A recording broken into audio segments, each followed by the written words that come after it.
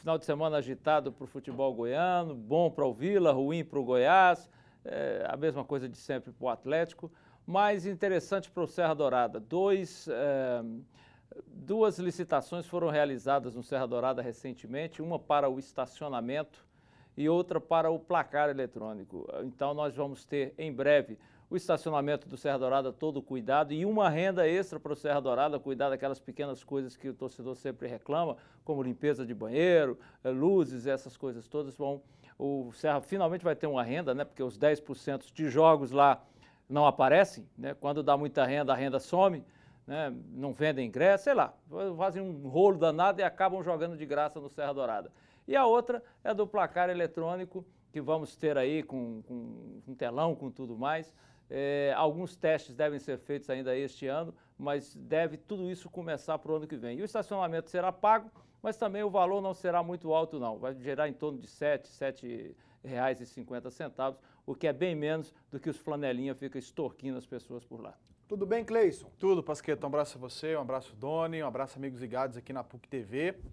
Passada a euforia da classificação, penso que o Vila já deve voltar suas atenções para o jogo do próximo final de semana contra o Brasil em Pelotas. Não vai ser um jogo fácil. Jogar lá é muito complicado. O Brasil sabe como poucas equipes tirar proveito do seu mando de campo. Com relação ao Goiás, o time vive uma turbulência. A diretoria surpreende ao anunciar o substituto do Arthur Neto, né? Então, vamos ver o que vai acontecer com relação ao Goiás até o fim desse Campeonato Brasileiro. E no Atlético aquela situação, né? O Atlético para mim não cai mais, já garantiu a permanência dele. Eu acho que o Atlético vai, nos 2 próximos jogos, esperar para ver o que vai acontecer. Bom, o primeiro assunto é o Goiás, falaremos muito do Vila Nova aqui também, da conquista, com tudo que nossa equipe captou lá em São Paulo no sábado.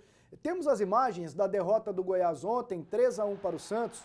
Não foram tantos momentos assim, e o Santos foi amplamente favorito, né? Depois dos acontecimentos de hoje, o jogo se tornou apenas um detalhe.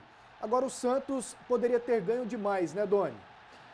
Deu a impressão, Pasquetto, porque o começo de jogo do Santos já foi para cima do Goiás, conseguiu logo fazer 2-0, o Goiás não esboçava a reação, e a impressão que deu foi que o Santos depois tirou um pouco o pé, né? E, por consequência disso, o Goiás até apresentou uma postura um pouquinho mais aguerrida no segundo tempo. Ontem o Cleison detectou que o time melhorou depois que o Eric saiu. Você viu isso também? Eu não sei, eu ouvi o Cleison falando, não sei se foi exatamente sobre isso, mas eu concordo, penso como ele. A semana passada eu disse os caras não queriam com o Eric. Que não queriam com o Eric, que o jogador do ataque a sair, quando o Arthur definiu, não. O Goiás sempre jogou com esse negócio aí. Ele começou com 3 atacantes porque o Felipe Menezes se machucou e não tinha outro. E o jogador seria o Eric, por conta disso, porque Eric e Zelov eram os que vinham jogando menos ali no ataque. E como o grupo de jogadores não gosta do Eric, o mais inteligente seria tirar o Eric. Mas parece que o Arthur Neto não foi à aula de psicologia. Vamos ver o que o Dani Sérgio, que é o novo técnico do Goiás, preparador físico, vai fazer com relação a isso. Porque as impressões são claras de que os jogadores não querem o Eric como titular. Não, ele vai fazer o que os jogadores querem, que na verdade o treinador do Goiás a partir de agora são os jogadores. Daqui a pouquinho falaremos disso. Sobre o jogo, Cleison, você quer acrescentar o quê? Os 3-1 para o Santos ontem? Não, é mais ou menos aquilo que foi dito ontem, né? O Santos teve tranquilidade para fazer 3-0 no primeiro tempo, não foi incomodado pelo Goiás. No segundo tempo, o Goiás melhorou um pouco com a saída do Eric, já no intervalo da partida. A disposição foi diferente.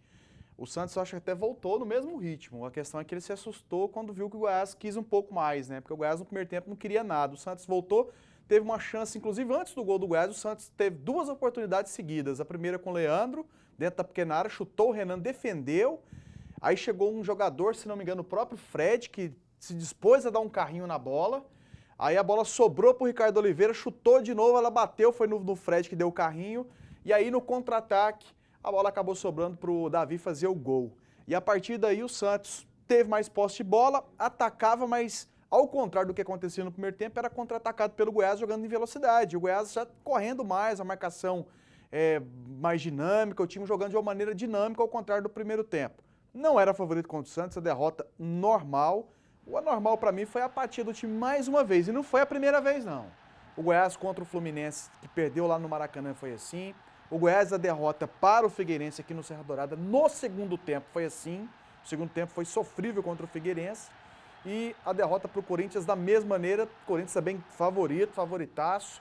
Pensa até que 3x0 ficou barato para o Goiás. E ontem contra o Santos também, do mesmo jeito. A derrota era normal. Primeiro tempo o Santos poderia ter feito mais. Agora o segundo tempo o Goiás teve uma disposição maior. Mas aí conseguiu fazer só um gol. Arthur Neto demitido e vamos aos acontecimentos. Pediu para sair, diferente. Exatamente, demitido não, desculpe, pediu demissão.